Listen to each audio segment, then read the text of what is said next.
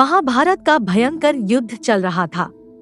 लड़ते लड़ते अर्जुन रण क्षेत्र से दूर चले गए थे। अर्जुन की अनुपस्थिति में पांडवों को पराजित करने के लिए द्रोणाचार्य ने चक्रव्यूह की रचना की। अर्जुन पुत्र अभिमन्यु चक्रव्यूह भेदने के लिए उसमें घुस गया। उसने कुशलता पूर्वक चक्रव्यूह के 6 चरण भेद लिए, लेकिन 7वें चरण में उसे दुर्योधन, जयद्रथ आदि 7 महारथियों ने घेर लिया और उस पर टूट पड़े। जयद्रथ ने पीछे से निहत्थे अभिमन्यु पर जोरदार प्रहार किया। वह वार इतना तीव्र था कि अभिमन्यु उसे सहन नहीं कर सका और वीरगति को प्राप्त हो गया। अभिमन्यु की मृत्यु का समाचार सुनकर अर्जुन क्रोध से पागल हो उठा। उसने प्रतिज्ञा की कि यदि अगले दिन सूर्यास्त से पहले उसने जयद्रथ का वध नहीं किया तो वह आत्मदाह कर लेगा। जयद्रथ भयभीत होकर दुर्योधन के पास पहुंचा और अर्जुन की प्रतिज्ञा के बारे में बताया। दुर्योधन उसका भय दूर करते हुए बोला, चिंता मत करो मित्र, मैं और सारी कौरव सेना तुम्हारी रक्षा करेंगे। अर्जुन कल तुम तक नहीं पहुंच पाएगा, उसे आत्मदाह करना पड़ेगा। अगले दिन युद्ध शुरू हुआ। अर्जुन की आंखें जयद्रथ को ढूंढ रही थी, किंतु वह कहीं नहीं मिला।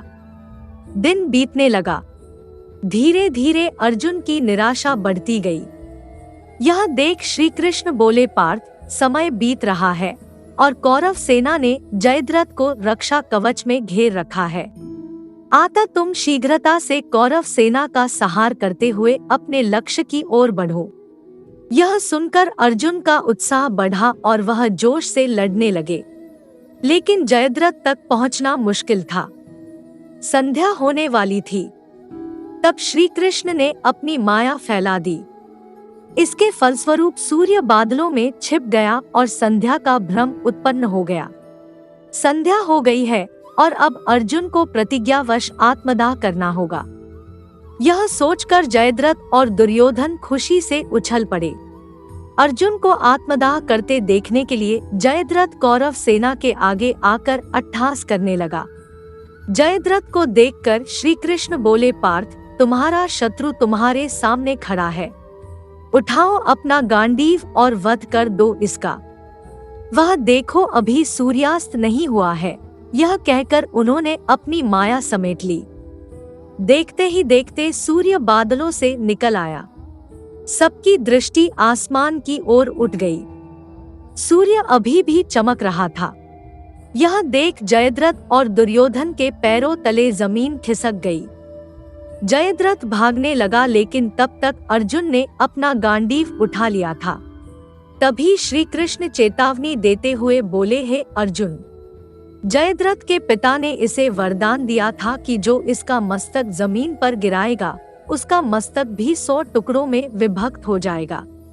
इसलिए यदि इसका सिर जमीन पर गिरा तो तुम्हारे सिर के भी 100 टुकड़े हो जाएंगे।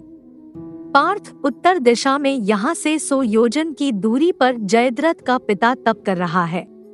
तुम इसका मस्तक ऐसे काटो कि वह इसके पिता की गोद में जाकर गिरे। अर्जुन ने श्री कृष्ण की चेतावनी ध्यान से सुनी और अपनी लक्ष्य की ओर ध्यान करके बाण छोड़ दिया। उस बाण ने जयद्रथ का सिर धड़ से अलग कर दिया और उसे लेकर सीधा जयद्रथ के पिता की गोद में जाकर गिरा। जयद्रथ का पिता चौंक उठा। जैसे ही वो उठा तो उसकी गोद में से सिर जमीन पर गिर गया। सिर के जमीन पर गिरते ही उनके सिर के भी 100 टुकड़े हो गए। इस प्रकार अर्जुन की प्रतिज्ञा पूरी हुई।